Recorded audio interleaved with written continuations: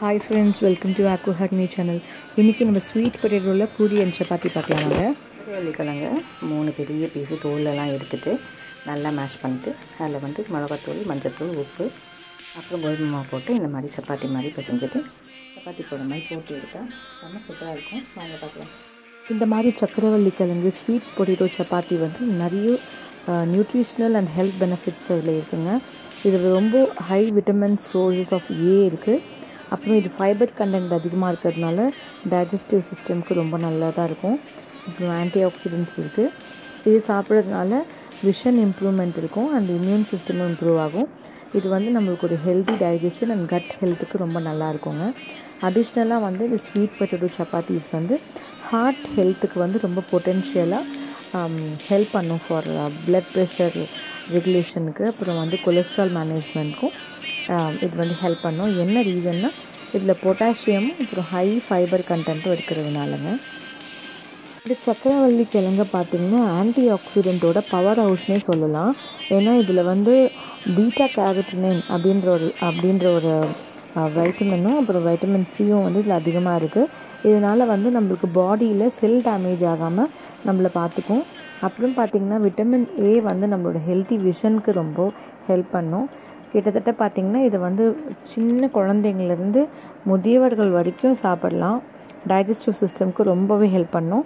So நீங்கள் பிடிச்சிருந்தா கோதுமை மாவு ஆட் பண்ணிக்கலாம், இல்லைனா நீங்கள் மைதா கூட ஆட் பண்ணிக்கலாம். இது திரட்டுறதும் ரொம்ப ஈஸியாக இருக்கும். பட் ஷேப் வந்து அந்த கார்னர்ஸில் வராது. இந்த சக்கரவள்ளி கிழங்கை வந்து தோல் உரிச்சிட்டு நல்லா மேஷ் பண்ணிவிட்டு அது வந்து வடிகட்டி எடுத்துக்கணும். ஸோ அந்த நார் மாதிரி இருக்கிறது இல்லாமல் இருந்தால் இன்னமும் நம்மளுக்கு சாஃப்டாக கிடைக்கும். ஸோ அதனால் நான் வந்து அந்த மாதிரி பண்ணி தான் வந்து சப்பாத்தி மாவு பிணைஞ்சிருக்கேன். நான் ஜஸ்ட்டு சால்ட்டும் டர்மரிக் பவுடரும் 1 ஸ்பூன் மிளகாத்தூள் மட்டுமே போட்டிருக்கேன். சம் பீப்புள் வந்து இதில் ஜீரா இல்லை ஓமம் பொடி அப்புறம் மேத்தி சீட்ஸ் இதெல்லாமே போடுவாங்க. அவங்களோட விருப்பத்துக்கு ஏற்ற மாதிரி கொத்தமல்லி தழை, புதினா தவிர எல்லாமே போடலாம். ரொம்ப டேஸ்ட்டாக இருக்கும். இதை வந்து சப்பாத்தி மாதிரியும் போட்டுக்கலாம், இல்லை நீங்கள் ஆயிலில் போட்டு எடுத்தால் பூரி செம்ம சூப்பராக இருக்கும். அப்படியே மொறுன்னு இருக்கும், கொஞ்சம் கூட வந்து அமுகாது.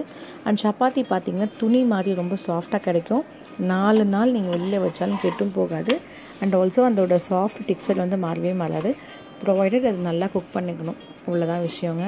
ரொம்ப டேஸ்டியஸ்ட் அண்ட் ஹெல்த்தியான ஒரு ஈவினிங் டிஃபன்னே சொல்லலாம். ரொம்ப நல்லா இருக்குங்க, ட்ரை பண்ணி பாருங்கள். இதுக்கு தொட்டுக்கிறதுக்கு நம்ம அது வேணும் இது வேணும்லாம் தேவையே கிடையாது. நம்ம இதில் போட்டிருக்க இந்த மசாலா அந்த மிளகாத்தூள் உப்புமே வந்து சாப்பிட்றதுக்கு வந்து மசாலா பூரி சாப்பிட்ட மாதிரி ஒரு எஃபெக்ட் கொடுக்கும். அண்ட் நான் யூஸ்வலாக ஸ்கொயர் ஷேப்பில் தான் போடுவேன், ஏன்னா அது எனக்கு தேய்க்கிறதுக்கு ஈஸியாக இருக்கும். சைட்ஸை மட்டும் கொஞ்சம் கட் பண்ணிவிட்டு போட்டு எடுத்துட்டேங்க. இவ்வளோ நேரம் இந்த விலாகை பொறுமையாக பார்த்த எல்லாருக்கும் தேங்க்யூ.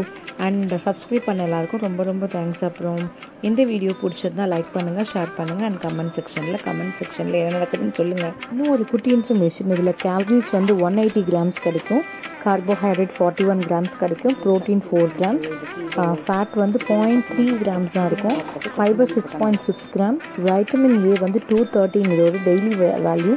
அதாவது நீங்கள் 200 கிராம் இந்த ஸ்வீட் பொட்டேட்டோ பேக் பண்ணி எடுத்து கோதுமை மாவில் நீங்கள் இதெல்லாம் போட்டு பண்ணும்போது நான் சொல்கிற வேல்யூஸ் இருக்கும்.